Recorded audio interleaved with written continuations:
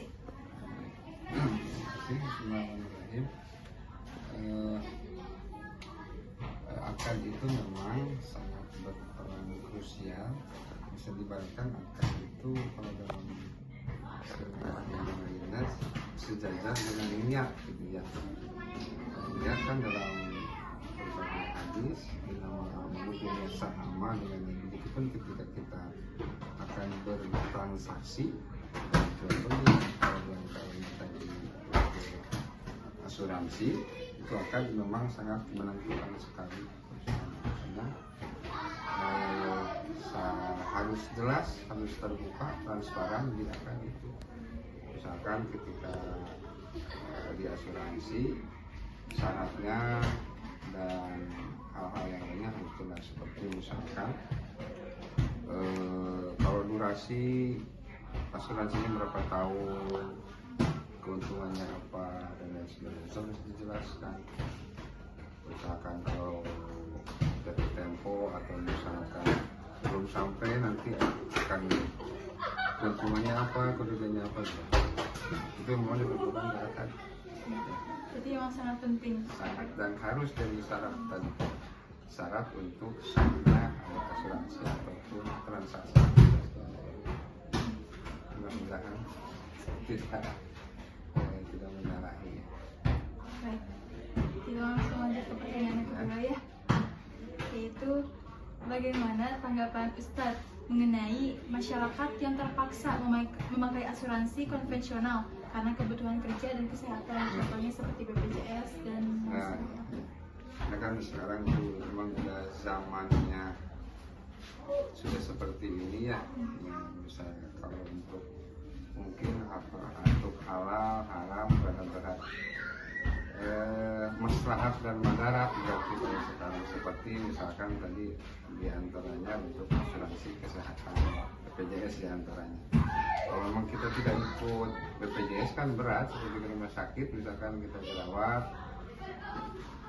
kelas 3 aja udah berapa kan per hari ya, dengan BPJS kan kalau kelas 3 35.000 sebulan, dirawat berapa hari itu sesuai dengan kebutuhan pasien insya Allah ditanggung.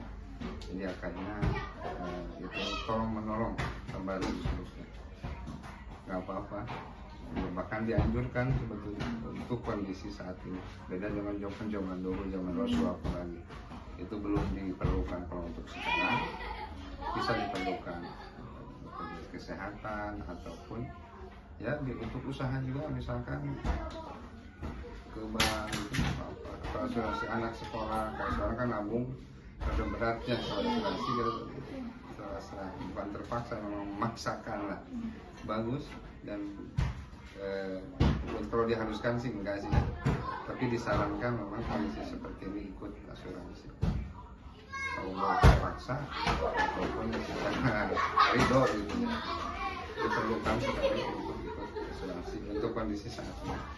Dengan syarat tadi teh akadnya yang memang transparan. Hati-hati dengan asuransi yang tidak jelas gitu. Kalau BPJS insya Allah kan kalau asuransi yang lain, kalau yang swasta diragukan. Jadi pandai saja memilih asuransi yang sah, yang diakui negara dan sah menurut agama. Terima kasih. Untuk tadi kan pertanyaan mengenai asuransi ya. Kalau sekarang akan masuk mengenai bank. Apa saran Ustadz bagi umat Islam yang ingin bermuamalah di bank, tetapi masih bingung memilih lembaga yang sesuai dengan syariah? Sekarang banyak bank-bank syariah, berlabel syariah. Kalau memang itu banknya resmi, ada OJK, pemerintah, ya ikutnya ke bank syariah aja. Insya Allah kalau memang udah ada label syariahnya, bank-bank tersebut sudah sah melakukan transaksi secara syariah. Mungkin nanti kan ada label halal dari MUI, ya insya Allah yang ada labelnya syariah aman untuk kita ikuti, mau ataupun muamalah yang lainnya.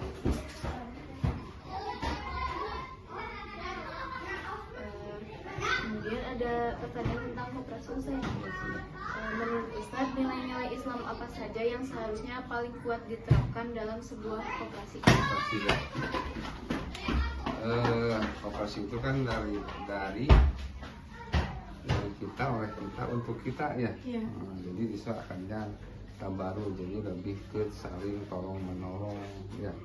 Kita misalkan kan kalau di koperasi itu ada simpanan wajib, simpanan pokok ya, sifatnya kita nabung, tetapi nanti di akhir bulan biasanya di akhir tahun suka ada yang namanya ROP.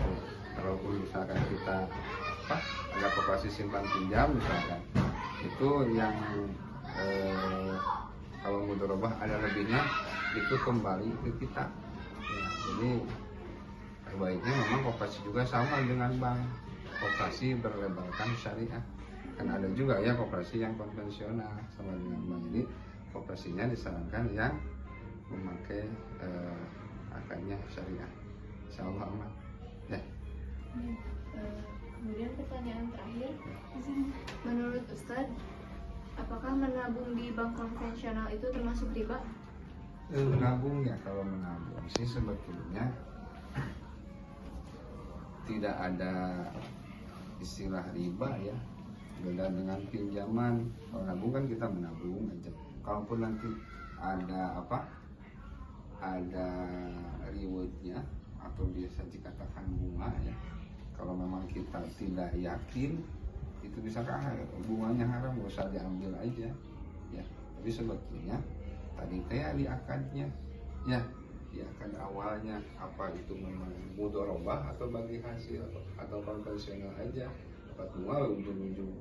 Kalau misalkan mudharabah kan uang tersebut bisa saja digunakan untuk kepentingan ada yang pinjam misalkan pakai usaha, tapi dengan akad syariah tadi itu tidak apa-apa.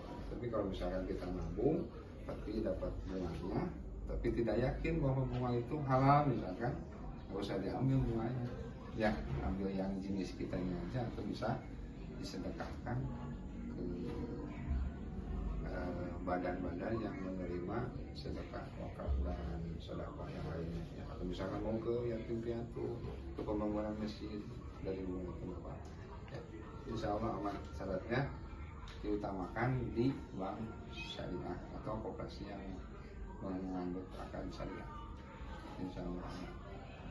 Mudah-mudahan tidak puas dengan jawabannya dan bisa nanti terus menggali informasi ya, bisa dari media atau dari guru-guru yang lain sekedar apa namanya dasar saja. Baik, terima kasih Ustaz.